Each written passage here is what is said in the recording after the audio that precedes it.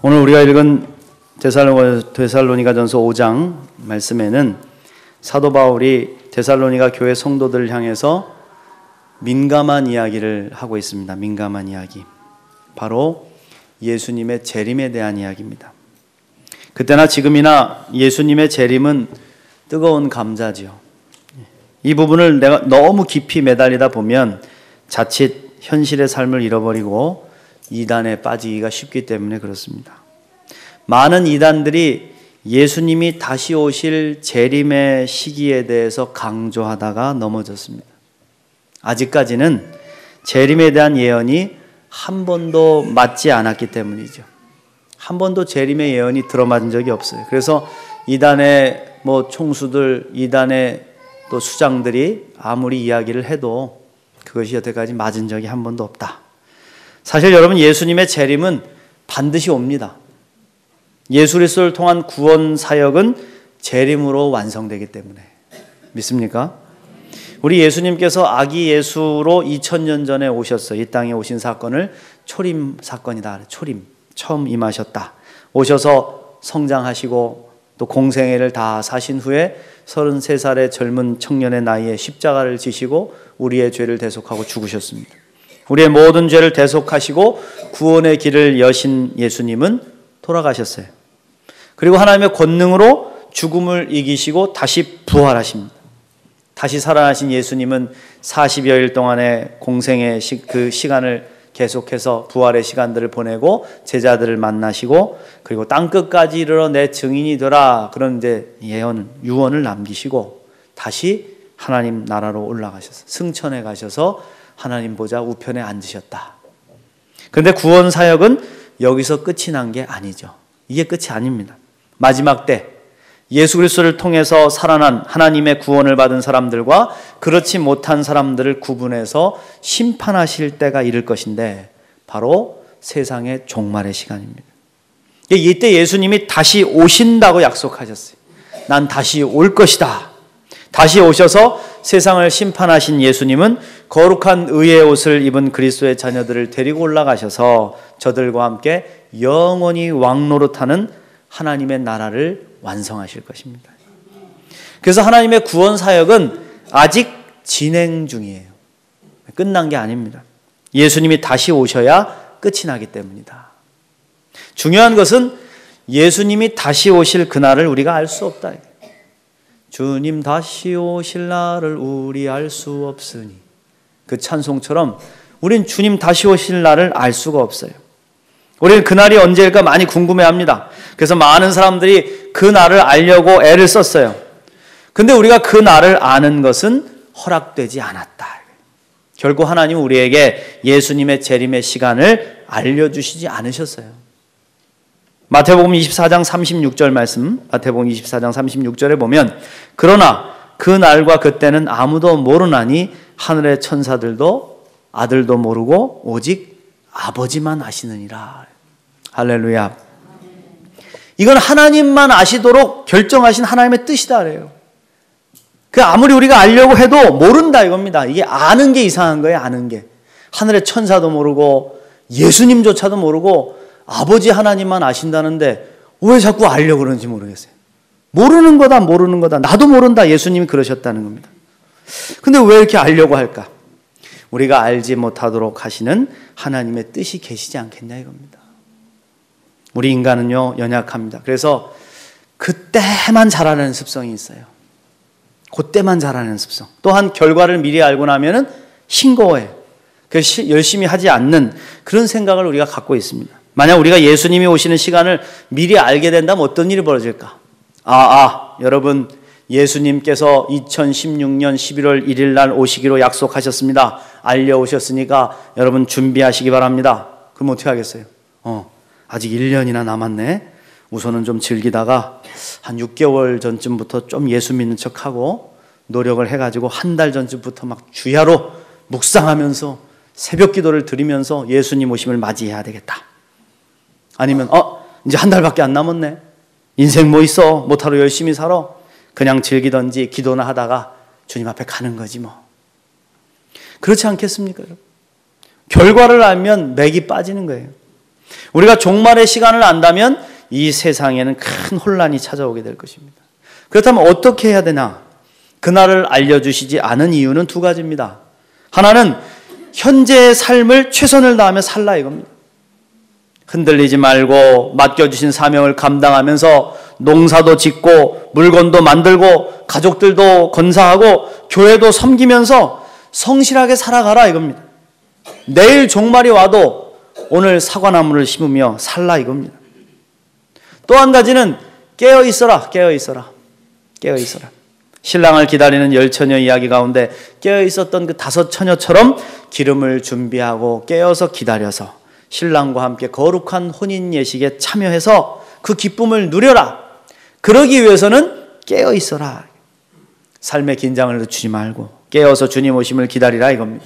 주님이 갑자기 오늘 오신다고 해도 그렇게 준비된 사람에게는 예수님의 재림의 시간이 두려운 종말의 시간이 아니죠. 우리가 준비되어 있다면 주님을 만나서 영생의 복락을 누리게 될 축복의 시간이 되는 것입니다. 여러분 믿습니까? 오늘 말씀을 다시 보십시오. 형제들아, 때와 시기에 관하여는 너희에게 쓸 것이 없음은 주의 날이 밤에 도둑같이 이를 줄을 너희 자신이 자세히 알기 때문이라. 그들이 평안하다 안전하다 할 그때 임신한 여자에게 해산의 고통이 이름과 같이 멸망이 갑자기 그들에게 이르리니 결코 피하지 못하리라. 형제들아, 너희는 어둠에 있지 아니하매 그날이 도둑같이 너에게 임하지 못하리니 너희는 다 빛의 아들이요 낮의 아들이라. 우리가 밤이나 어둠에 속하지 아니하나니 그러므로 우리는 다른 이들과 같이 자지 말고 오직 깨어 정신을 차릴지라. 할렐루야.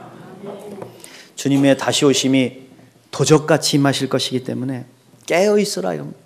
준비하고 군대에 가면 5분 대기조라는 게 있습니다. 늘 깨어서 기도하고 탁 깨어서 정신을 차리고 있다가 갑자기 벨이 울리면 막 5분 안에 군장 다 완전 군장 차리고 다 연병장에 집합하고 출동 준비를 하는 것이죠. 깨어있지 않으면 안 되는 것이죠. 마찬가지다. 어둠에 묻히지 말고 빛에 거하라. 깨어 있어라.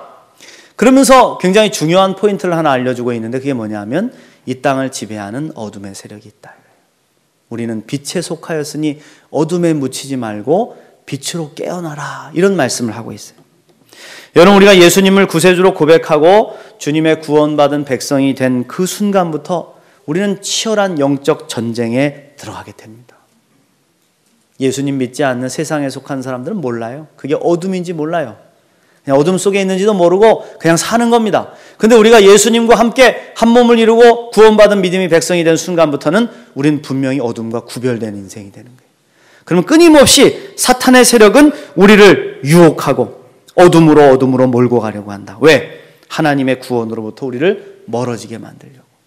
그래야지만 이 세상이 하나님을 믿지 않고 떨어져야 하지만 자신들이 승리하기 때문에. 우리는 지금 좋든 싫든 이미 이 영적 전쟁 안에 들어가 있는 겁니다. 그래서 그들은 우리를 끊임없이 괴롭힙니다. 시험하고 유혹하고 어둠으로 우리를 몰아간다. 사랑하는 성도 여러분, 여러분 마귀가 있습니까? 마귀가 없습니까? 마귀 있습니다, 여러분. 예수 믿는 사람들 가운데도 마귀가 어디 있어? 없어. 이런 말씀하시는 분들 계신데 마귀는 있습니다. 하나님이 살아계시듯이 어둠의 세력인 사탄도 분명히 존재한다. 그러니까 우리 예수님이 공생애를 시작하시기에 앞서서 40일 동안 금식기도 하시잖아요. 그 금식기도 하고 다 광야로 나가실 때 예수님이 누구의 시험을 받죠? 예, 사탄 마귀의 시험을 받습니다. 마귀의 시험을 받으시고 40일을 기도하시는 거예요. 그 예수님께서 이걸 아셨어요. 그 제자들을 부르셔서 사역을 시작하실 때 3가지를 중요하게 여기시고 사역을 하십니다.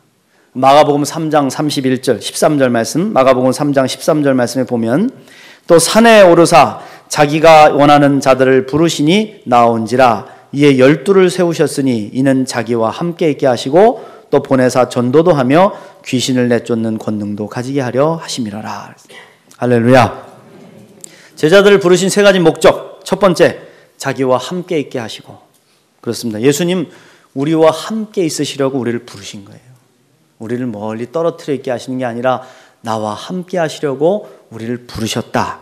그러면 우리가 예수님을 믿고 구원받는 순간부터 누구와 함께 하는 거예요? 예수님과. 주님은 우리와 함께 하실 것인데 언제까지 함께 하신다고 하십니까? 세상 끝날까지.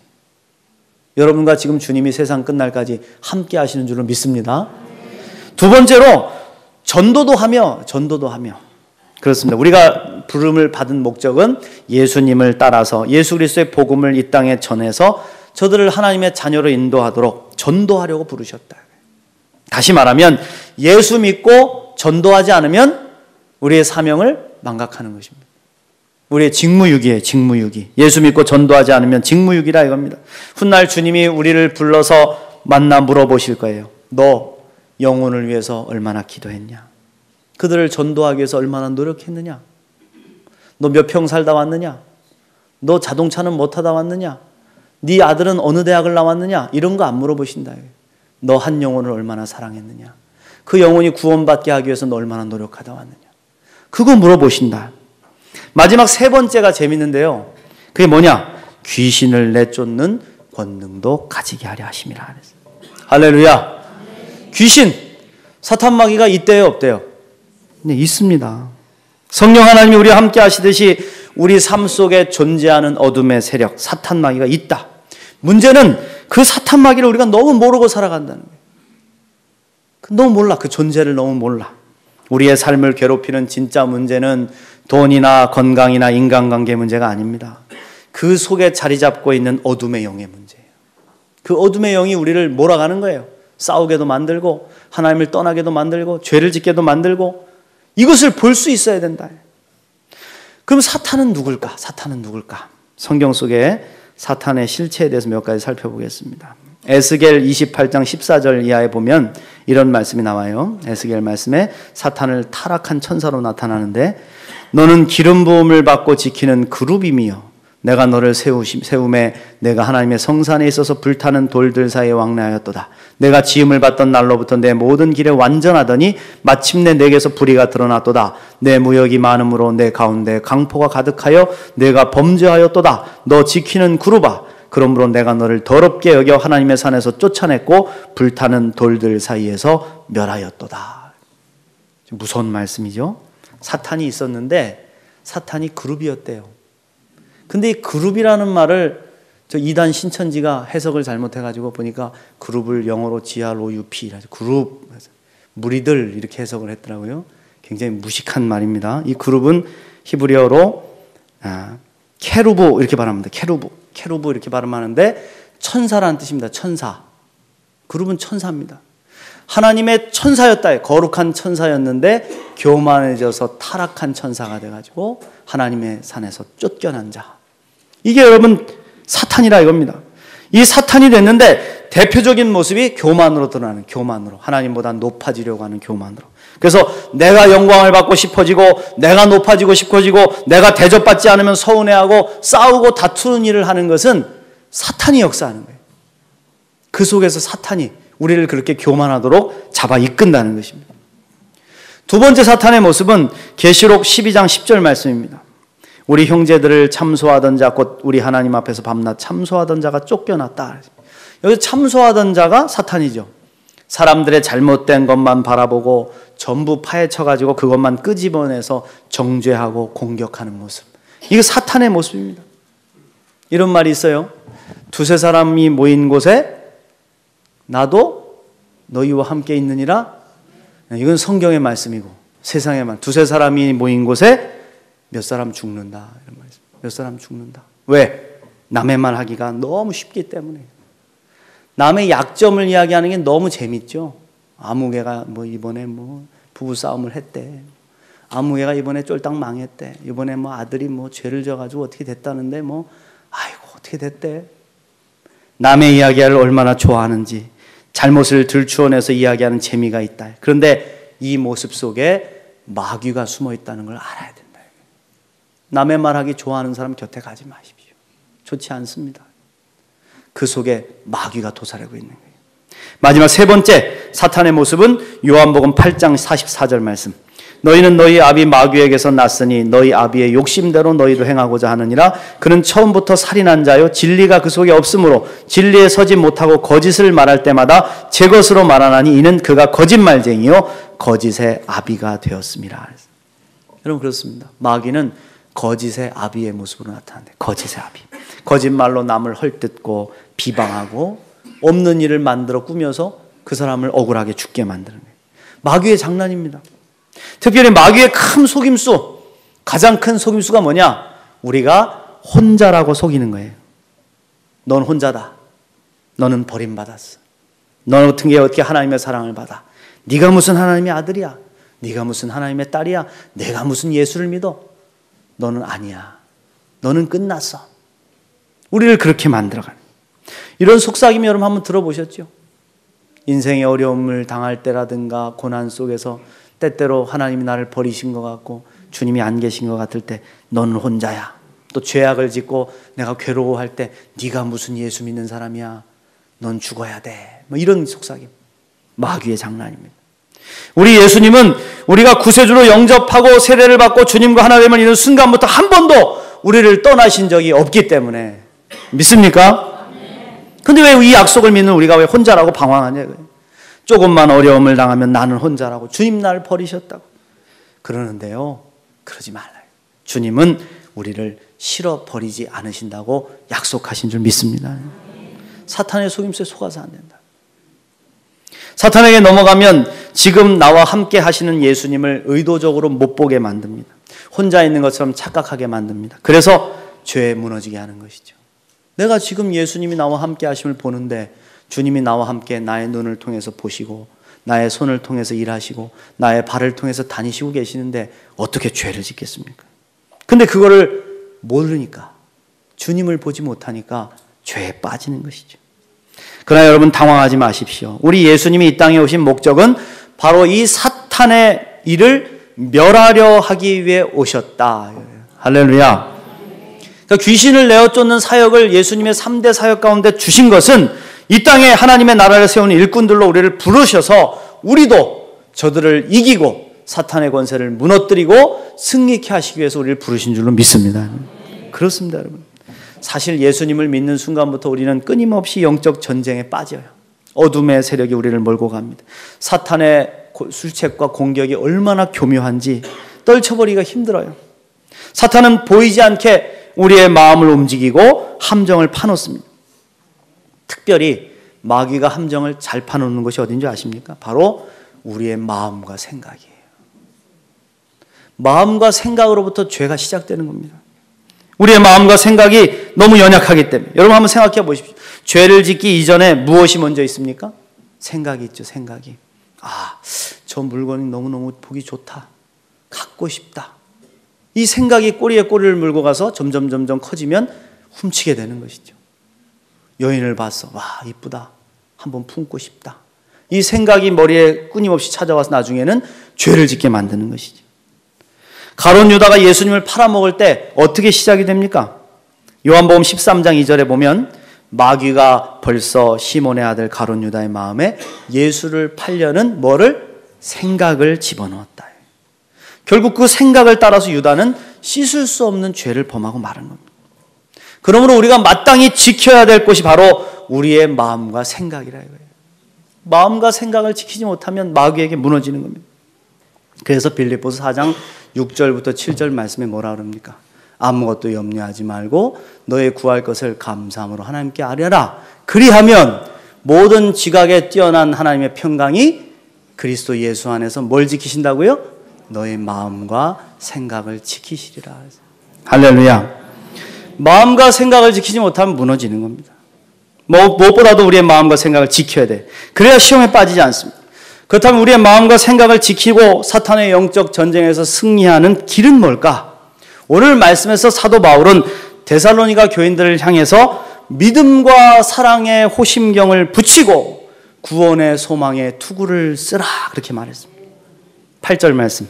우리는 낮에 속하였으니 정신을 차리고 믿음과 사랑의 호심경을 붙이고 구원의 소망의 투구를 쓰자 그랬어요. 밤이 있다. 어둠의 세력이 있다. 그러나 너희들은 낮에 속한 자들이니까 믿음과 사랑의 호심경. 이게 군인들이 입는 갑옷이 있어요. 갑옷을 딱 입고 난 다음에 그 위에다가 이렇게 가슴에 흉배를 딱 붙이는 거죠. 딱딱한 것으로 만들어져 가지고 이렇게 칼에 잘 베이지 않고 화살도 다 뚫을 수 없는 그런 의의 흉배. 이게 예수 그리스도의 믿음과 사랑의 호심경이다. 여기서의 믿음은 그리스도를 구세주로 믿고 그리스도를 통해서 내 죄가 사해지고 그리스도와 내가 하나가 됐다는 것을 믿는 믿음입니다. 이 믿음이 있으시길 축원합니다. 사랑은 뭡니까? 사랑은 그리스도의 사랑으로 모든 죄사함을 받고 내 상처를 치유해 주셔서 내가 그리스도의 십자가 사랑 안에서 자유함을 누리고 나도 주님 따라서 사랑하며 살도록 지음받은 존재라는 것을 깨닫는 것, 십자가의 사랑이죠. 그리고 구원의 소망은 우리가 주님 다시 오실 때 하나님과 함께 영원한 하나님의 나라에서 천국 백성으로 살게 될 것이라는 소망. 할렐루야. 이 소망의 투구를 써라. 믿음의 사랑의 흉배와 구원의 투구를 쓰라. 그래서 이걸 에베소서에서는 뭐라고 그럽니까? 전신갑주를 취하라 이렇게 말했습니다. 악한 사탄 마귀와 싸워서 이길 능력은 오직 전신갑주를 입었을 때만 가능하다. 우리의 약점이 너무 많은데 그 약점을 막을 수 있는 모든 갑옷을 잘 갖춰 입고 대적해야지만 이길 수 있다. 그럼 이 전신갑주가 뭐냐? 바로 예수 그리스도이시다. 아멘. 사탄을 이기신 우리 예수 그리스도, 죽음을 이기신 예수 그리스도, 세상을 이기신 예수 그리스도, 그분만을 바라보면서 그분으로 옷을 입고 살아갈 때만이 마귀의 권세를 이길 수 있다는 겁니다. 우리 힘으로 안 돼. 그래서 갈라디아서 3장 27절 말씀에 누구든지 그리스도와 합하기 위하여 세례를 받은 자는 그리스도로 옷 입었느니라. 할렐루야. 우리가 사탄의 영적 전쟁에서 승리하는 길은 예수님으로 옷을 입는 겁니다. 주님의 옷을 입는 거예요. 다시 말해서 오직 예수님만 바라보며 예수님과 함께하는 삶만이 죄를 이기고 승리한 능력이 된다는 것입니다. 믿습니까? 사탄은요, 우리로 하여금 예수님 바라보지 못하게 만듭니다. 세상의 걱정, 근심, 고난, 염려, 불안, 불신, 질병, 가난, 또 때로는 세상의 욕망이 우리의 눈을 딱 덮어버리면 예수님을 못 보고 두려워하는 것이죠. 죄에 빠지는 것이죠. 그래서 마귀에게 반드시 패하게 되는, 예수님 보지 않기 때문에. 여러분 꿩을 키워보셨습니까? 꿩 키워보셨어요? 제 예제 대학 다닐 때 골프장에서 아르바이트를 한 적이 있어요. 골프장에서 오시는 손님들의 골프채를 닦아드리고 골프공을 구워 주워서 다시 갖다 놓고 이런 이제 아르바이트를 하는데 하루는 꿩이 들어왔어요. 그래서 골프공을 던져가지고 맞춰가지고 꿩을 떨어뜨려서 좀 길렀어요. 좀 작더라고요. 근데 사장님이 널 꿩 키우는 법 아니야? 그러는 것은 잘 모르는데 했더니 꿩은 그냥 울타리만 쳐놓고 집어넣으면 돼. 그러더라고요. 안 도망가? 그러더라고요. 왜요? 그랬더니 꿩이란 놈은 하늘을 못 보면 못 난다. 그러는 거예요. 어떻게? 꿩은요, 그냥 겉에 옆에 주위 울타리만 이렇게 쳐놓고 집어넣고요. 뭐 책받침이나 플라스틱 같은 걸로 이렇게 오려가지고 눈만 이렇게 가리는 겁니다. 이렇게. 앞만 보게 이렇게. 그래 놓으면은 꿩이 못 날라요. 이렇게 기어다니면서 주는 모이만 집어먹다가 살이 통통하게 쪄서 꿩 샤브샤브로 쫙 가는 겁니다. 우리 그리스도인들도 마찬가지다. 우리가 예수님을 보지 못하면요, 꿩 샤브샤브 되는 겁니다. 사탄에게 탁 채워져가지고 사탄이 하라는 대로 끌려가는 것이죠. 그런데 예수님을 보면 우린 날아갈 수 있는 거예요. 예수님 바라볼 수 있으면 승리하는 줄로 믿습니다. 사탄이 예수님 바라보지 못하도록 우리를 방해해 어둠과 슬픔과 고난과 여러 가지 그냥 갈등으로 우리의 눈을 가리려고 할 때 떨쳐버리라 이거예요. 쳐버려라. 약한 사탄 마귀야. 나는 예수님만 바라본다. 난 예수님만 바라보며 살 것이다. 할렐루야. 사랑하는 성도 여러분, 저와 여러분에게 이미 전신갑주가 있습니다. 이미 주신 전신갑주, 살아계신 예수 그리스도이십니다. 믿습니까? 날마다 예수님을 바라보십시오. 더 깊이 예수님을 묵상하시고 예수님과 대화하시고 예수님의 손을 붙잡고 날마다 살아가십시오. 오직 예수 그리스도만이 우리 인생의 해답이시오, 능력의 원천이시오, 승리의 열쇠이심을 믿고 예수님만 바라보며 살아가는 참된 믿음의 백성 되시기를 주의 이름으로 축원합니다.